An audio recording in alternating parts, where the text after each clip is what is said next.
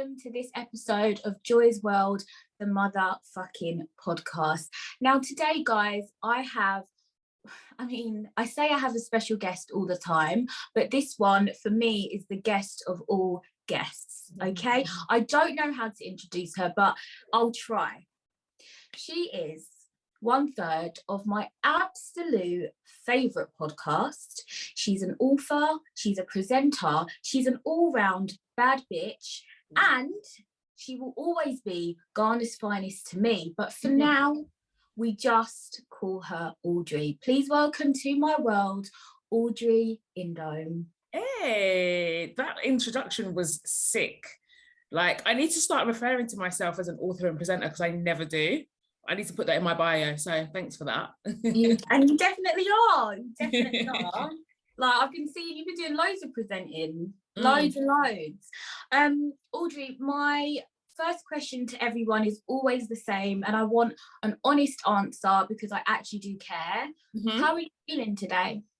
Do you know what? I'm good. Like, I've been like a little bit discombobulated today because my morning was like thrown off, and I'm usually such an organized person and I'd love to like structure my day. So when I get thrown off, it kind of leaves me a little bit discombobulated, but I'm back on track and all good. Yes, I'm genuinely like, okay now.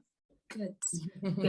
We like that. I told you just before we started recording that I was trying to get tickets for N-dubz and I couldn't. So other than that, my day's going well, but that really get me. And I tried even like Birmingham, Manchester. I was like, I'll go anywhere. Where are we going? But yeah, I might just rock up. Yeah, exactly. Just pull up and see what happens.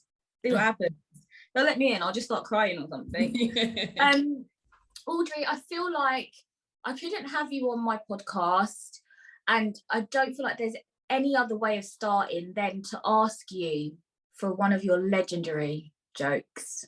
So if you can bless us with a joke. Okay. Knock knock. Who's there? Boo. Boo hoo. Why are you crying? It's just a joke. Oh God. And for people listening, right, I just need you to understand that Audrey included her jokes even in their book, the receipts, the receipts.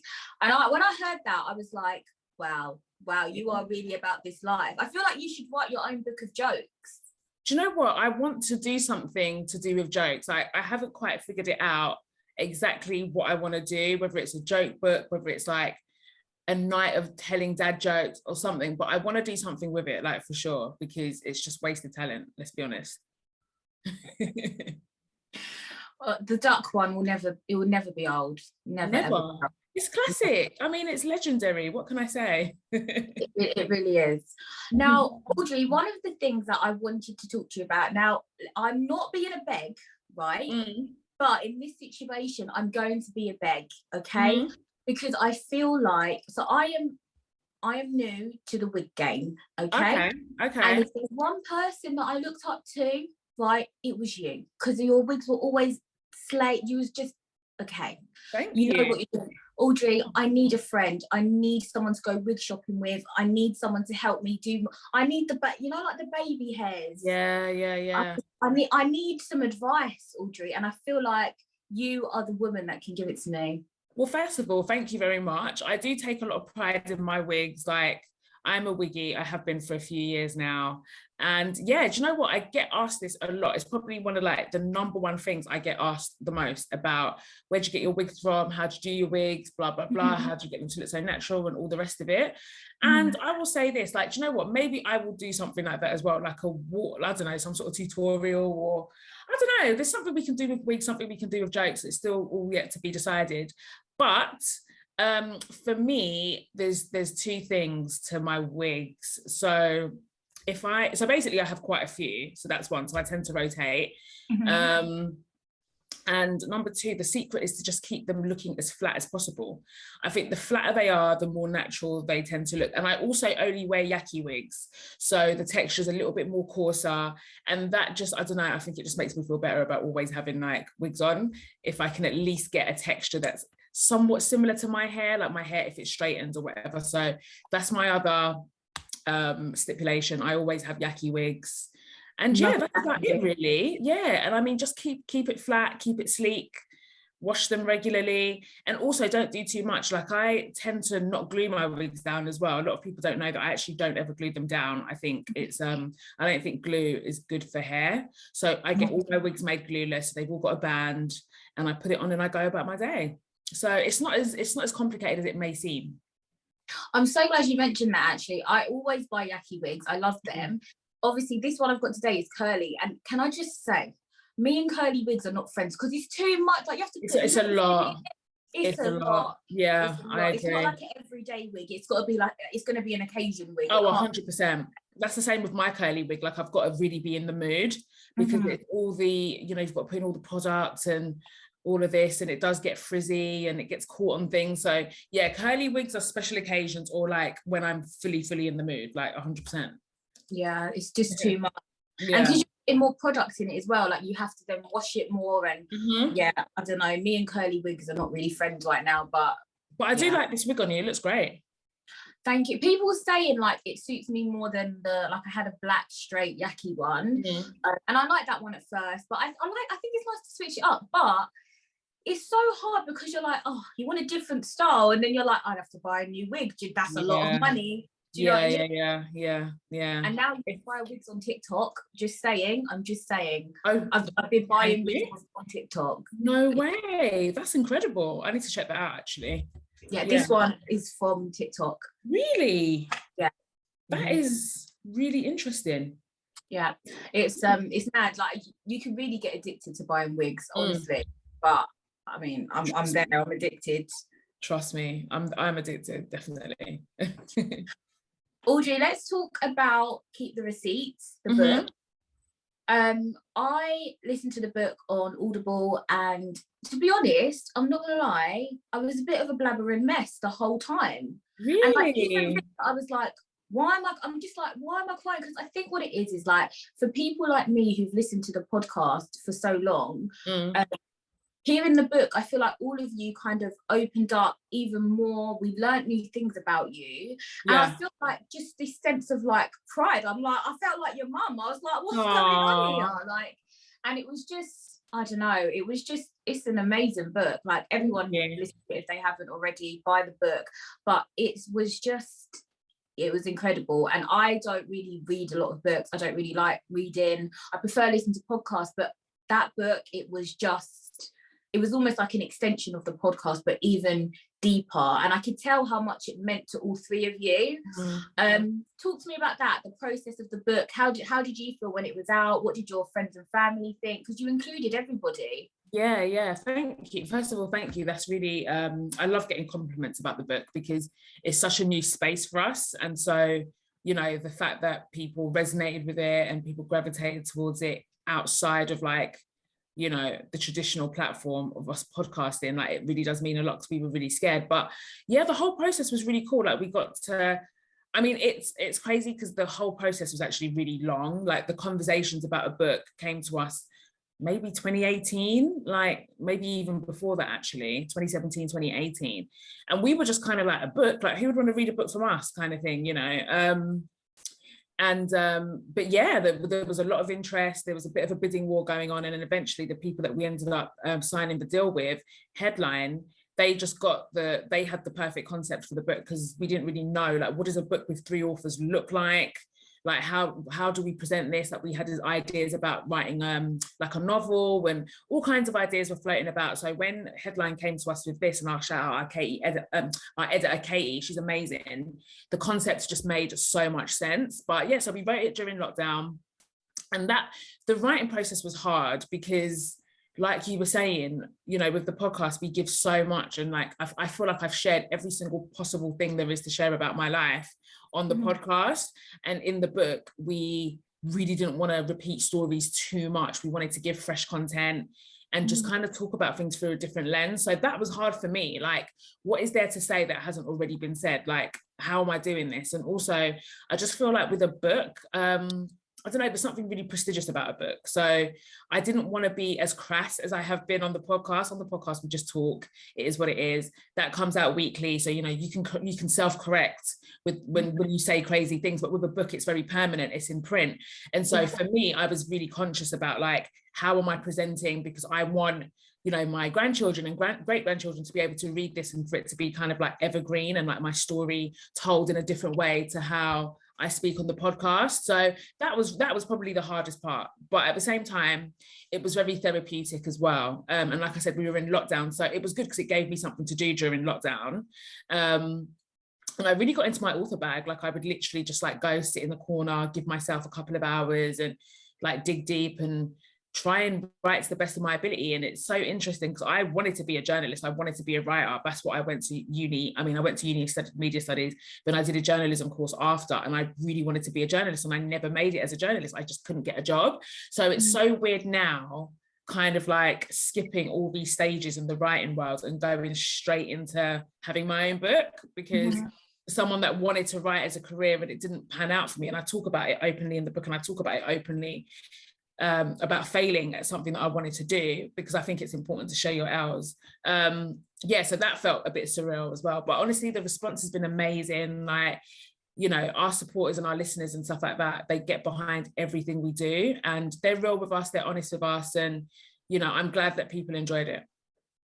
Yeah, no, we definitely enjoyed it. And I think when I was listening to it, I was kind of thinking like, I just want my daughter to listen to this when she gets older. Like, I feel like it's going to be a really good tool because, as you said, like, podcast is great. And yes, we, you know, people can listen back to that in years' time. But I feel like a book is just, it's just different, you know? Yeah. And I think, yeah, as you say, like, different generations will definitely be able to appreciate the book. I feel like one thing that kind of sets the Receipts apart for me, and that's when I first like fell in love with you guys years ago, was I really liked like the dynamic between you. I only ever listened to it when there was three of you, and I didn't really listen to it when there was the four of you. But between the three of you, like, I just feel like I love what Milena brings, I love what Tolly brings and what you bring, but I just feel like together it just works. And I feel like being just like a young Black girl growing up, like you and Tolly especially, like, speak about like what it's like with your parents, with your family. It's stuff that we can actually relate to. And I feel like that is like, it's just amazing to hear. But for you, what is it like working with two other people? Because obviously I do this podcast on my own. If I don't want to record, I don't have to. If I do, then I can. But sometimes I'm like, oh, I've got nothing to talk about. How was it like with the three of you? Like, is there ever a time where Tolly's like, I don't want to record, and then you're like, no, come on, or vice versa? Like, what is that like working with other people? Yeah, do you know what? I love working with Tolly and Milena. Like, literally, they've become sisters to me. They really are a permanent fixture in my life. Like, we didn't know each other before we started doing the podcast. We literally all met on Twitter. And I think it's really nice to see how our relationship has grown. And I think that, like, you know, anyone that has listened from the very beginning right through to now, I think it's quite obvious how we transitioned and how our relationships developed. And honestly, I love it. And like, especially when we started doing live stuff, that's when I really felt so grateful to have a team, essentially, because I could never in a million years, like, I know people probably find this hard to believe, but I am quite shy sometimes. So I would have never ever imagined myself like getting up on a stage and doing a live show in front of people ever in a million years. But when we first started doing live shows, I'd look to my left and right and I'd have like my sisters there with me. And so having that support is so amazing. Like, if one person fumbles and someone else can pick up the slack and whatever. And that's kind of how we work in general as well. Do you know what I mean? It's like, we're all women, we're all busy, we all have very different lives, we all have a lot of commitments, and, you know, we lean on each other for different things. Like when it comes to meetings and stuff like that, we can't always all three of us make it. One person might take the meeting and we feed back. So we really do have like a nice team working dynamic. And like, you know, our relationship is, like I said, it's more than a working relationship. Like, we're very, very close. Like, we know each other's business. Our group chat isn't just about business, it's our personal lives as well, and we give each other advice. We all know what's going on in each other's lives actively, like in real time, and it's really dope. And I think that that contributes to making the podcast what it is, because we're real and we're organic, and like we've never shied away from the fact that like it's not perfect all the time. Like we argue, we get into it, someone might be upset about something, we address it, we move on. Like, and I think that's why we've been able to work together, because we've been doing this for 6 years now, which is quite a long time. And I think part of the reason why we've been able to do it for as long as we have is because we do communicate, and we do get it, like we get off our chests if anyone's feeling a type of way. In terms of like, I mean, I'd say in terms of like, if someone's having a bad day and they don't want to do a meeting or something, we'll definitely step in. But we don't really have that approach with the podcast, because we understand exactly what you're saying. Like, the magic of the podcast is the melting pot of all three of us. And so we've only ever had 2 episodes where Milena wasn't there, and 1 because she had COVID and so she had no choice, and 2 because another time she was severely ill. And other than that, we've always shown up to every single episode. We've been doing this for 6 years, and those are the only like times that all 3 of us haven't actually been on an episode. So, and I think we understand that, like we're very dedicated and committed to what we do. And so, you know, but we'll be honest, like if we're recording it, it's not necessarily that someone won't show up, but it'll be more like we'll say it, and you know, we'll just be like, yeah, I'm in a bad mood today, or you know, I'm not really feeling up for this, or blah blah blah. But once we get in the studio, usually that goes away. But when you know, there's a lot of compassion there for that sort of thing. But honestly, working with them, I wouldn't have it any other way. Like they're like, I literally love those 2 women so much. Like, and I just really think that it shows in the episodes. Yeah, I think it definitely shows. And I think it's so nice as well that you guys didn't even know each other. Like, you met on Twitter. Like, I think that is so, like, it's just different. And I think it just shows that, you know, strangers, what is that saying? Like a stranger is a friend you haven't met yet. Something like that. Oh, okay, I'm gonna take that saying. You know me, I'm really bad with sayings. Like, you listen to the podcast, so you know that we butcher sayings all the time. But yeah. Yeah, I think it's really nice. And I don't want to ask this question, because I don't, unless it's a good answer, I don't want to know the answer. But you've been doing it for 6 years. We love it. Audrey, please tell me, like, it's not going to end anytime soon. Like, I don't, if I wake up one Wednesday and there's no episode, I will cry. Like, please tell me, like, you're still on it, like, you're, like, it's going to continue another 6 years? Yeah, I mean, absolutely, God willing. Do you know, we're really honest about that with each other, like with one another. Like, for now, everyone's like all in. We love it. We're still so passionate. There's still so much we want to do. There's still so many stories to tell. And that's right now. And I really would like to think that, like, you know, the day it comes to an end, it's like a mutual decision, and you know, we all just feel like we've shared all the stories that we can now. It's time to like hand the baton down to the younger generation and all of that stuff. But right now, in this very moment, there's no plans for the Receipts podcast to come to an end. You know, like I said, we love it so much. It's how we're living now, you know. Like, that's how I pay my bills. So I definitely can't afford for the podcast to end right now.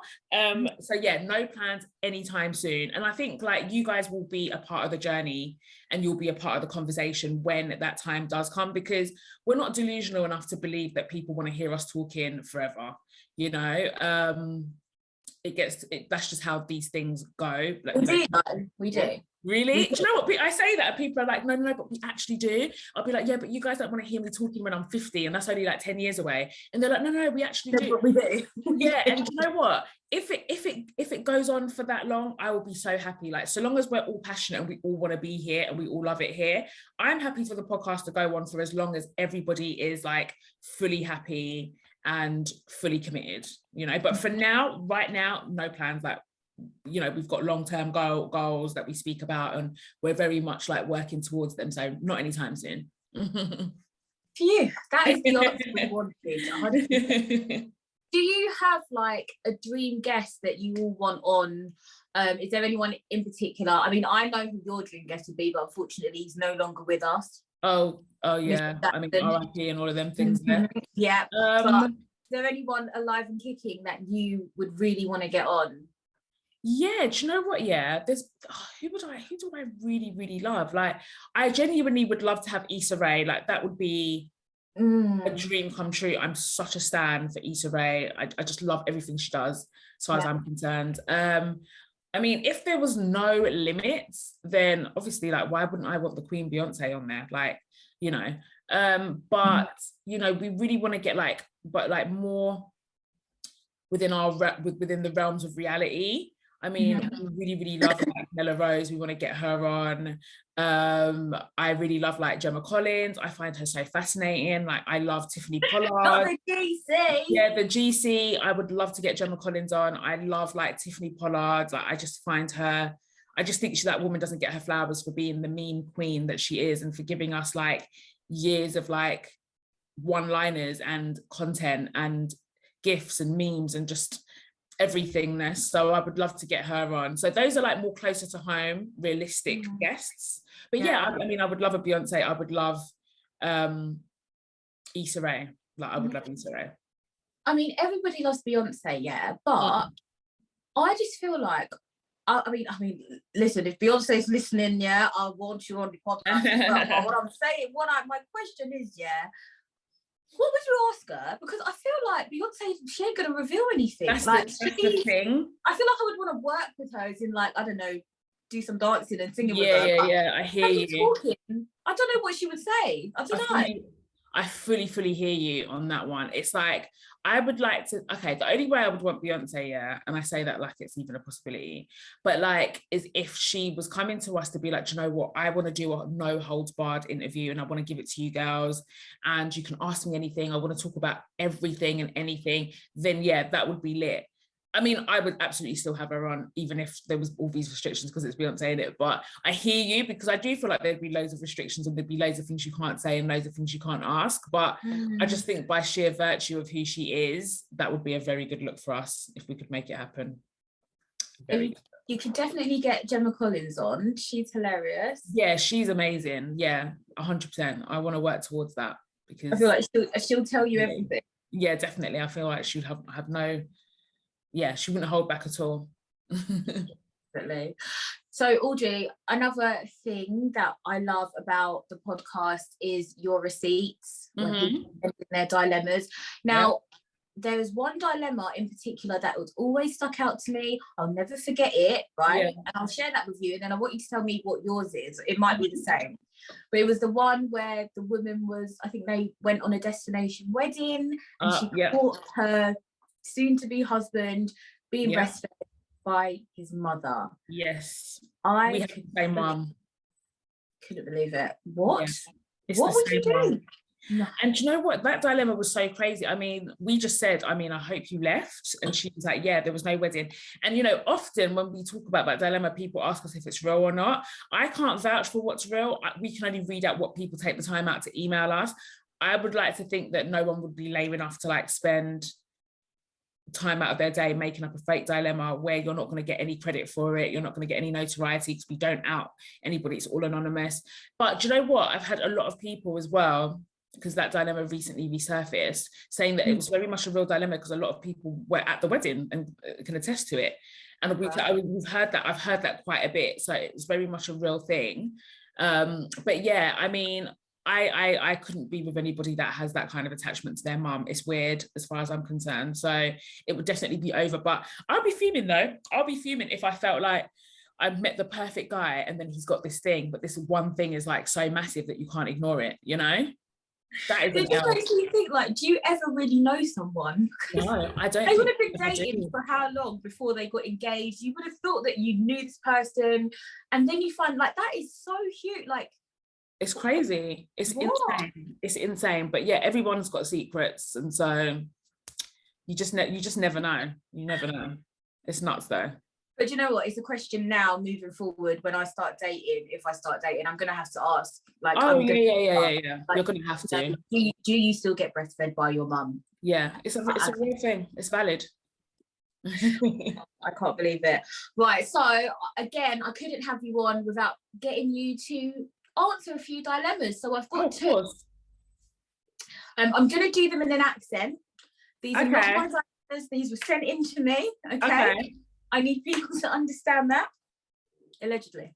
Okay, so dilemma number 1. Where is this person from? Let me just think. They're from up north, Audrey. All right. So it says, "Dear Audrey, the guy I'm dating told me that as a teenager, he used to sniff his mum's knickers while he was masturbating. I don't know what to do. Is this a red flag? Lots of love." Ew, ew, and ew. Is this a red flag? Honey, that is a neon green, like flashing, like it is, no, that is more than a red flag. That flag is flagging, like, ma'am. Yes, that is a red flag. That is so disgusting. Like, that is wild. And do you know what? I'm not against kink shaming. I don't care, especially when it's like leaning towards incest. That is foul, that is gross, that is disgusting, and I'm not here for that at all. So I feel like that dilemma actually follows on from what we were just talking about the breastfeeding. Like, it's actually, but these are things that are happening to people. Like, what is going on? And why did he share that? Why are you telling me? Take that to the depths of your grave. Like, I don't want to know anything about, oh, that's foul. That if no, because even if it was like an ex-girlfriend's knickers or whatever, that's weird, but cool. But your mum, I'm sorry, that's wild. I'm not here for that. That's what I mean. People are doing these things. Who are these people? Like, I think I'm sorry, I'm not going to sit here and condone it because I want to be PC. Weirdos, okay? I don't condone that, not even a little bit. Okay, we've got another one. I don't know what accent to do, Audrey. Give me an accent. I'll try. Liverpool? Oh, that's really hard. Liverpool. I can't. All I can say is Liverpool. Okay, I'll give you another one. Can you do Newcastle? No. I can't do that either. I say that I can't do that accent. Really hard as well. What about an Irish accent? Oh, top of the morning to you there, Audrey. Yeah. Yeah, do an Irish one. Okay. So it says, "Dear Audrey, dear Audrey, my current partner." I love that. My current partner keeps asking me. Your accent is sick though. My current partner keeps asking me to take part in water sports. He wants me to wee on him, but I don't know if I feel comfortable with that. And I'm also worried that he will ask to do the same to me. What do I do? Well, what I would suggest is that, no, I'm joking. Do you know what? I don't think that anyone should engage in any sexual activity that they don't want to do. So actually, anything that they don't want to do, period. Like, doesn't even have to be sexual activity. If you don't feel comfortable with it, then you should say no. And at the end of the day, if you're worried that you can't say no to someone that you're with, then you shouldn't be with that person. You know, like if you're worried that you declining something or you speaking up about anything is going to result in them throwing their toys out the pram or them not wanting to be with you, that is not the person for you, because I believe in open communication in a relationship. And if you truly don't want to do it, you shouldn't have to do it, and he should be okay with that, and you should respect those boundaries. So just tell him no, don't do it. Just, you don't pee on me, I don't pee on you. You know, everyone just pee in the bathroom, like, please, you know. Speaking of peeing, right, I think I heard on the radio a few weeks ago that, I can't remember what percentage of people it was, pee in the shower. Now, to you, Audrey, is that acceptable or unacceptable? Like, to pee in the shower? Yeah, definitely. If I'm already in there, I'm not getting out of the shower to go pee. I'm just going to pee in the shower and then I'm going to clean the bath afterwards. I always wash the bath after I use it. It's my house, it's my pee, it's my leg. Yeah. So I have no issues with that. I have no issues with that whatsoever. If you clean your bathroom regularly, then there's I don't see the issue. And you should be cleaning your bathroom regularly. Exactly, 100%. Okay. Have you ever received a dilemma from somebody that any of you know? Obviously, you can't say, you don't say the names on the podcast. Yeah. But have you ever read an email and been like, oh my God, I know that person? Yeah, we have. And the person actually said, I know you know me. But it wasn't someone I knew, it was someone Tolly knew. So yeah, we definitely have. Pardon? Was it a juicy dilemma? Yeah, it was kind of juicy. It was about his relationship and something about, I think it was like something to do with like, oh, I want to, my girl flirts with other guys in front of me and I want to tell her that I'm not happy about it. Something along those lines. Mm-hmm. So it wasn't too salacious, but yeah, we have. Something I wanted to talk to you about, and it came up in your most recent episode as well, again, was about the dilemma where the girl, I think they were in Ghana, and the friend was having an affair with a woman, and the friend's husband called her and the girl outed her, basically said, the wife is cheating. And then someone emailed you guys again and was like, why do you think like she's such a bad friend? Now I was thinking about this really hard, because I was like, what would I do? And I do agree with you girls, like I wouldn't grass on my friend, right? And I do get the whole thing of like, if you really don't like what she's doing, then just stop being friends with her. Just be like, I'm not involved. Don't answer I wouldn't answer their call. Yeah. And I was speaking to my brother-in-law the other day, and I said something to him about like, oh, you know, if you ever cheat on my sister, like it's going down. And he was like, oh, all right then. And then he was like, oh, what if she cheats on me? You're gonna tell me? I was like, no. Yeah. Like, no, my loyalty's to her. It's not to you. Exactly. Yeah. 100%. I couldn't agree more. Yeah. It's hard. And I asked my friend as well, D, shout out to D, and she was like, I said to her, like, if I had a boyfriend and I was cheating, like, would you tell him? She was like, no. She's like, absolutely not. She's like, why is he calling me, first of all? Why has he got my number? Yeah, 100%. I mean, I stand 10 toes down on that. And we got a lot of that. There was a lot of debate about that, because a lot of people, because I think we put that video up on TikTok, and a lot of people are like, I don't see the issue. Like, why should the friend have to take the heat? And I don't see anything wrong with it. And do you know what? I didn't realize that this was like up for debate. Like, I genuinely didn't. But I guess everyone's different and everyone's got a different moral compass. But me personally, if I call you my friend, I'm riding out to the very end. I've got no business going to snitch on you. If I really genuinely disagree with what you're doing, like you said, I would drop you out. Or I just wouldn't say anything. I would just be silent and just let it be known that I don't agree with what you're doing. But I think to like basically snitch and be like, yeah, well, she's doing this, I think, me personally, it's a no.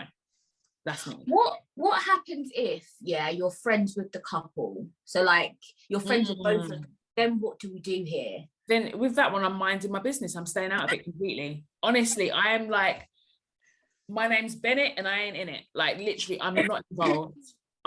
I just would stay stum, you know. I just, let people figure out their own problems. I don't want to be in the middle of some mess and having to go to this person and having like, no, I don't want anything to do with it. That's me. Okay.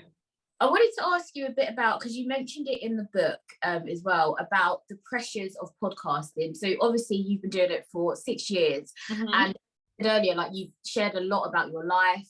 I remember one time in one episode, I think Tolly said something about she gives like 40%, but she makes us feel like she's given 100%, which is true. I feel like all of you, we feel like we know you. Like, I'm sure you get to meet people. They're like, oh, Audrey, you're thinking that.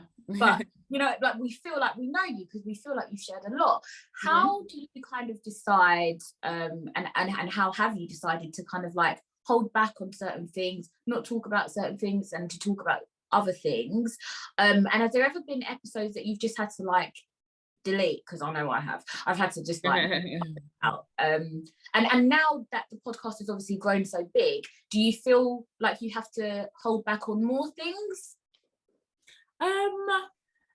Yes and no. I think, you know, like Tolly said, there is a way in which you can, you know, tell stories and present things to make it seem like, you know, you're listening. And the thing is, it's not to diminish it, because that 40% is still who you are. It's still very much your story. But I do think that, like, no matter what you do, even if you do something like what we do, where it's so personal, you're still entitled to hold back, and you're still entitled to privacy, and you're still entitled to not have to share every single nugget of your life. So I think it's just about finding a nice healthy balance, and I think that that's something that we all do really well. And I feel like in the beginning we said, like, we're not really going to talk about tea that's hot, because that's in real time, it's happening now, but we're happy to like spill all the beans on past experiences. And I think that that's really like enlightening and endearing, because ultimately, you know, we're sharing these stories hoping that like younger girls can do better and learn from it. And and grow from it. So I think, yeah, I just think it's all about balance. And like, there's definitely been times where I've felt like I've overshared, and then you get like responses where people really resonate with it, and that always makes me feel good. It's like, okay, I did overshare, but it's actually helping someone, or it's benefiting our listeners, and that's what we're here for at the end of the day. We're just here to just keep it real and keep it authentic, but at the same time, like, there is definitely like a certain level of like holding back that you have to do.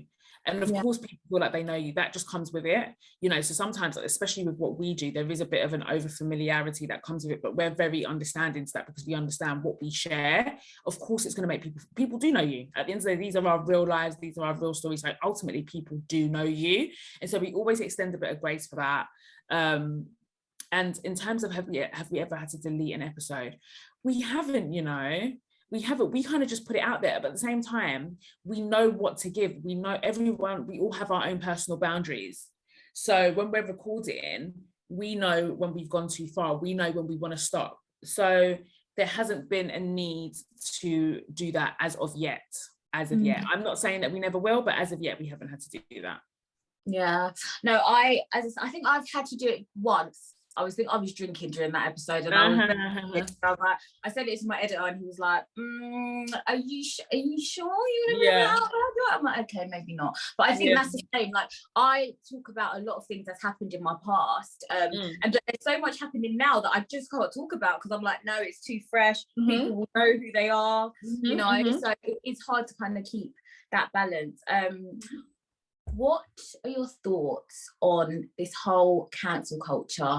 Now, the other day I had a bit of an experience, right? Just when we were talking about oversharing, right? And I think it was on Twitter. Oh, I think I was in the space. I think I heard. Audrey, babes, what was going on? I was like, oh my gosh. Like, do you know what? I understood where you were coming from, though. Like, Do you know what it was? Yeah, I was on the cocktails. I'm not gonna lie, I was on the cocktails, and I had no plans on speaking. I was just listening, right? And then that person's name got mentioned, and I just was like, oh, like, do you know what? On reflection, I was like to myself, okay, maybe I shouldn't have said it. Like, I just shouldn't have said anything, right? But my question was not like they thought I was dragging her. I was like, I really wasn't dragging. Like, that was not my opinions. It was what I've been told. But as I said, maybe I shouldn't have shared it in that space. Like. But Jesus, people going in on the hashtag. I was like, oh, were they? Honestly, this is what I'm saying. Don't look at the hashtag. Not that deep. Yeah. I feel like sometimes people, like, they want a villain, like they want someone to drag. They want, like, people really pick apart what you say. And I think, I mean, as I say, I've learned from it. I'm keeping my mouth shut. I'm not going on anymore. Everybody, I hear you. Yeah. Do you think about that, like what you share and like things that you say? Do you think to yourself, oh, let me just save it for my, you know, for the podcast, and just kind of like keep myself to myself? Or do you not care? Like, have you got a like backlash before? Do you know what? I absolutely do that now. Like, I'm very, very self-aware. Like, I'm very, because I'm very heavily on social media and really quite invested in like conversations and things that people are saying and all of these things. I'm very aware of like what can get you cancelled and what can't. And I'm not perfect, so I don't know. Do you know what I mean? Like, but I think I've got a pretty good handle on it and a pretty good idea of like what to say and what not to say. And I absolutely made a conscious decision to only share my opinions on my platform, because I'm privileged enough to have a platform. And so with the podcast, I feel like people tune in because they want to hear my opinion. So you can't come and listen to my podcast and be like, well, no one cares what you think, because clearly you do, because you've made an active choice to come listen. So I save all my opinions, all my energy for the podcast, and it makes just for better content anyway, because I just feel like if you're sharing all the time and talking all the time on every platform, giving your opinion left, right and center, it kind of dilutes what you're doing anyway. So I absolutely made a conscious decision to be like, do you know what, I don't want to be that person that's online all the time. And not that there's anything wrong with it, but for me, because I do have a podcast and I do have 2 other people that I need to take into consideration as well, like I can't put myself in a position where I'm talking on Instagram live and I'm talking on, you know, and I'm talking on Instagram and I'm posting videos, I'm doing reels and I'm talking on Twitter spaces, and I'm talking on Clubhouse, talking everywhere, and then accidentally slip up and say something, even if I have the best intentions, it goes left and I get cancelled, and then that potentially affects Tolly and Milena. So I would rather just save it. And also I don't want the backlash, because like I was saying, with the podcast, people know what they're getting. They know my personality. If you've been listening for ages, you know my banter, you know how I talk. And so you're always going to give me the benefit of the doubt. I feel like sometimes when people are just giving their opinions left, right and center on other platforms, that's a more open space. And that means you're just naturally more vulnerable to criticism, because a random person that doesn't follow you, that doesn't know you, can see something you've said and take it out of context and misconstrue what you're trying to say. So I quite recently, actually, because there was a point where the blogs were picking up a lot of my tweets. So I used to bang Twitter. Like, I used to be on Twitter all the time, giving my opinions, like talking about everything all the time. And then there was a point where the blogs kept on reposting my stuff. And I didn't like it because, again, it just, I don't know, I guess all the kind of like, people come out of the woodworks and start again giving their opinions and start talking about you personally, and they go on your page and the trolls come out, and it was just like, no, this was never meant to be for the blogs. Like, I tweeted this, my followers get me, they get my banter. And so I stopped using Twitter like that. And now since Spaces has become a thing, I'm on Twitter a little bit more now. But there was a point where I just wasn't really tweeting as much. And if I was, I'm just retweeting the episodes, retweeting people that use the hashtag, and I'm just saying really basic general stuff. So yeah, I'm very, very aware of it, because I'm not trying to get cancelled, and I care what people think. I'm not going to sit up here and act as if, like, when people attack you or when people misconstrue what you're saying and they get onto you about it, it doesn't hurt my feelings. Like, I'm not, because of what we do, I need an audience to support us. Without supporters, without listeners, there's no podcast. So I'm very conscientious about that sort of thing. So I don't sit here and I understand why people just be like, you know, I'm going to do what I want to do. Like, you guys are going to have to like it or lump it. I also absolutely get that attitude. But for me personally, I don't want to offend people, and so I just try to be extra careful and extra diligent. But have I gotten backlash? Not massively. Like, obviously I can tweet things and then people be like, huh, what are you talking about? Blah, blah, blah. They can get a little bit of like negativity, but nothing yet that I think is cancelable. Yeah. And this is the thing, like, I feel like online everyone just has an opinion, and people really be having you out here questioning your character. Oh, and yeah. No, like, I feel like people can make mistakes, doesn't mean they're a bad person, but people really try and make you feel like one, and it's like, okay, everybody needs to calm down. I don't get, like, because again, like you, like, I'm not trying to be controversial on purpose either. Like, I'm just saying my opinion, but as you say, like, I just want to save it really for my platform, because at the end of the day, people that listen know, you know. And yeah, I don't know, trolls are scary. I feel like that some people are actually scary. I'm like, who are you? Who are these people? Exactly, it's scary. Like, they will cuss you. Like, they will cuss something you never even thought about. They'll just yeah. Like, wow. And it's easy to say, like, don't listen, don't pay attention. But if it's on a public platform, there's only so much, you know. You can turn your Instagram comments off, but then they can still DM you. Do you know what I mean? Yeah, exactly. It's hard to ignore. Then you're ignoring all the DMs, and then you miss out on the nice one. So I don't know. It's hard, but it's hard. Culture is a bit much. I think it's a bit much. Yeah, definitely. It's a lot. It's too much. So what advice would you give? Because I don't know if you remember, or you probably don't remember, it was years ago. I think it was like 2019. You were doing an Instagram live, and I went live with you. And I remember this was like the start of my podcast, and I asked you for some advice as a new podcaster. And that one piece of advice that you gave me was that consistency is key. Now, it's taken me a few years to take on that advice, Audrey, but it's always been in the back of my head. Yeah. I always say to people, like, when people now come to me and ask me for advice, I'm like, I don't know, don't ask me. But I'm like, consistency is key. You know, Audrey told me that. Yeah, facts. It's hard to be consistent. Like, it's so hard to be consistent. Because, as I say, sometimes I don't have nothing to fucking say. Sometimes I'm not feeling good, like, but I've kind of found like a little pattern that works for me. I have like some episodes banked as well. I don't really talk about hot topics as such. I'm more just talking about my life experiences, so they can be from whenever. But how have you girls found like being consistent, because, and do you know what as well, I just always think to myself, now I'm at a point where I put out my episodes on a Tuesday and I'm like, I have to do it, because I always think to myself, like, if I woke up on a Wednesday and there was no receipts, I'll be pissed. So I just try and treat it like that. I'm like, no, how would you feel? How would you feel, Joy? Yeah, exactly. And it's so true, because I feel like, you know, it's the same for your listeners as well. There's no difference. There's literally no difference. The same way, you know, people expect an episode on a Wednesday, they look forward to it, it's in their diaries, that you will be that for someone else. And so I think that for me, and do you know what, the whole reason I started talking about, like, banging on about consistency so much, is because I remember when I had an old job, and every Tuesday there used to be this radio show that used to come on. It was just like a local London radio show, but every Tuesday they were supposed to have this like episode where no, it was like a show where people could call in. So the presenter would have a topic and people would call in with their opinions, and it got so juicy and it got so heated, and it really helped me to get through my Tuesday afternoons at work, because it would come on between like 3 and 5. So on a Tuesday I'd be like, yeah, all I've got to do is bang out work, have my lunch break, then I come back at 3, and then I can listen to the show and it gets me through my day. But it was so inconsistent, and it was like Russian roulette if it was going to be there. And the days it was there, it was like, yay, and then other weeks you'd go and they'd be not, and it wouldn't be on, and there'd be no announcement, you just wouldn't know. It was very sporadic. And I remember that feeling of annoyance, like how I felt in that moment.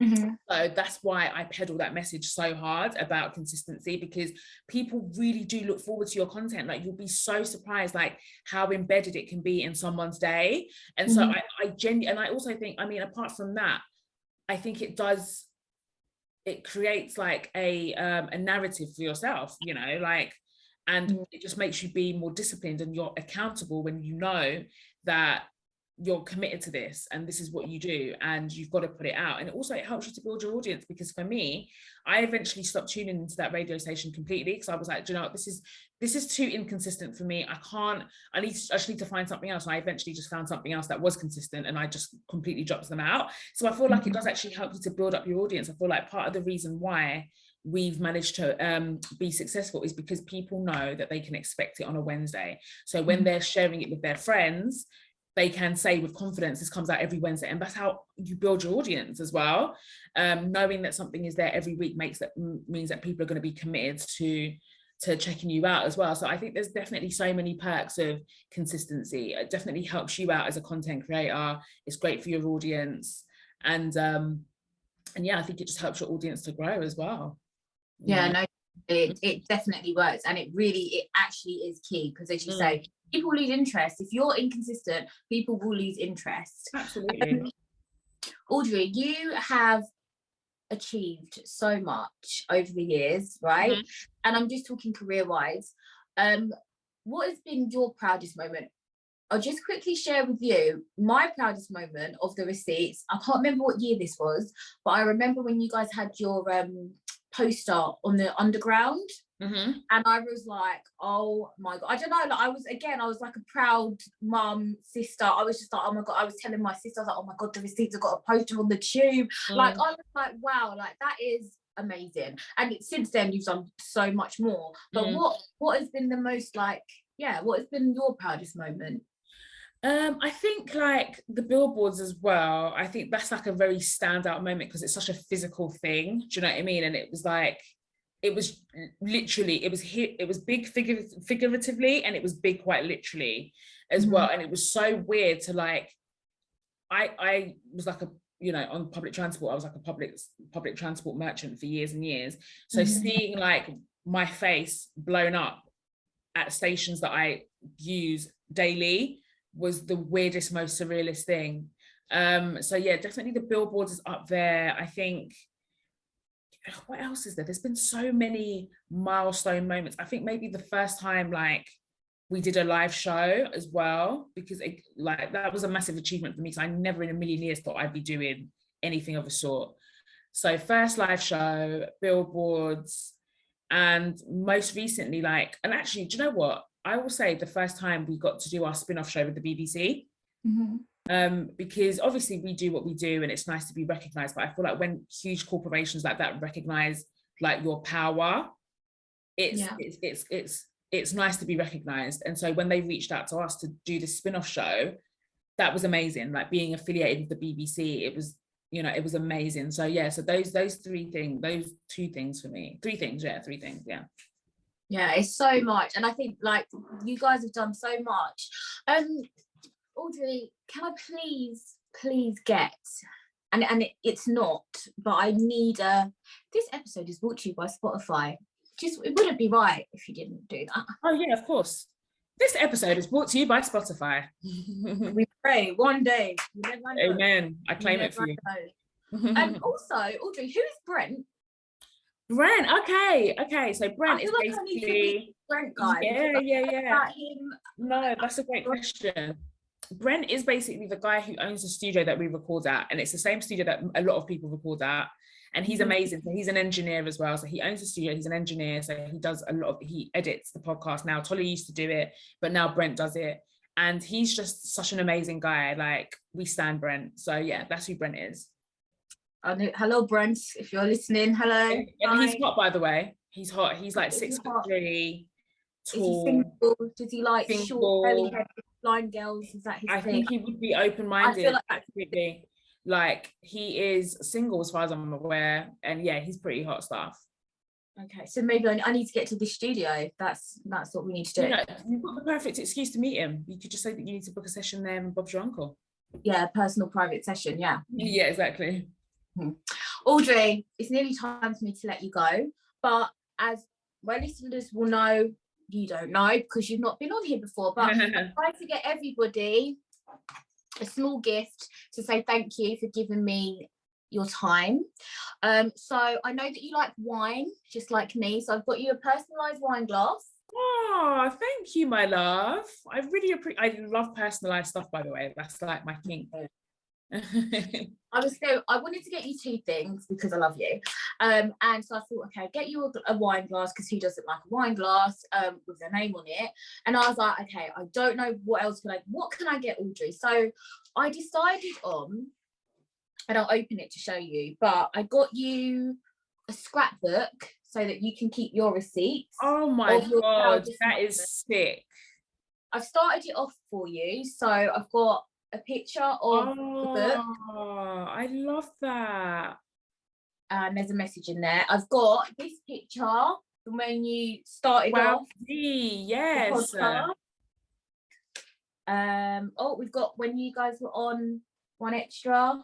See, I love that for us. Yes, this is amazing. I've got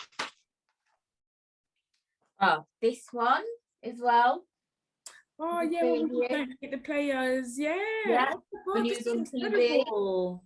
And then I put this one because this was the live show that I went to. Oh yeah, I remember meeting them. Wow. Yeah. And I took a really bad picture. I'd never posted that picture because I looked awful. I looked like Stevie Wonder. I didn't know where I was camera. I didn't know what's going on. Oh, but Audrey, I am coming to the live show in June. Oh, amazing. So hopefully you can because 100%. We'll get a much cuter picture that we can post and flex on the gram. But thank you so much. Those gifts are so thoughtful. The scrapbook is amazing. I don't have anything like that, so I'm definitely going to make sure that I fill it up and use it properly. So thank you so much. You did not have to do that. I appreciate that a lot. I really do. You're welcome. I think it's nice to kind of like, because we all have pictures on Instagram and stuff, but I think it's great. But so I really like a printed picture. Like, totally. But yeah, I'm really glad that you like it. Audrey, I love it. Tell everyone where they can find you. They probably know who you are, but just for those that may not, where can they find Instagram, Twitter? Absolutely. So my Instagram is a mess because I don't have the same handle for both things, but we're working on that. But my Instagram is _call_me_Audrey, and my Twitter is Audrey the Finest. So you can catch me on both of those platforms, and you can also catch the Receipts podcast every Wednesday at 12 a.m. without fail. So that's where you can find me. They are consistent. Okay, they are consistent. Every Wednesday is there. Audrey, I just want to finish off before I do my little outro by saying I've kept it together this whole podcast, but thank you so much for coming on. You honestly have been my dream guest from when I started. the receipts really inspired me to actually start, because I finally felt like, okay, there are women out there that are just similar to me. They are just your average normal girls, like, and they were just telling their life stories. And so thank you so much. I hope that you know the impact that you girls have had. I know that you get emails and stuff a lot. I know you do your live show, so you probably meet your listeners, but we really do love you. Like, we really do. And we are here and we will support you forever. You ain't getting cancelled by me, babes. Never. Amen. I claim it. Thank you so much, sis. Like, honestly, I really appreciate that. And no, it's so nice hearing that, because it makes it all, I mean, we love doing it, but it just makes it that much sweeter knowing that people get so much joy from it. And that's what I'm all about. I'm just all about spreading joy, making people laugh, having a good time. Everything doesn't have to be doom and gloom. Everything doesn't have to be woke. Everything doesn't have to be sad. Like, there's always like joy in everything. And there's, you know, the importance of laughter. Like, that's really, really what I'm big on. So thank you for the support. Honestly, like, you've been so supportive from day one. And I'm so glad that I finally was able to do this. This has been like a conversation for so long, and it finally happened. So thank you for having me, and, you know, best of luck with the podcast. Like, honestly, you're a natural at this, by the way. So Thank you. You've got this, that you really have. I feel like all things come to those who wait, and I actually feel like now is the right time, you know, Yeah, like agreed. now is the right time. Guys, I hope you've enjoyed this episode. I certainly have. Remember to follow your dreams and follow me on Instagram at Joy's World the Podcast. Follow me on Twitter at JoyXOXO. Email me if you're a hot guy or a hot girl, or Brent, joyspodcast@hotmail.com. Remember to stay happy and live your best life always. Mwah.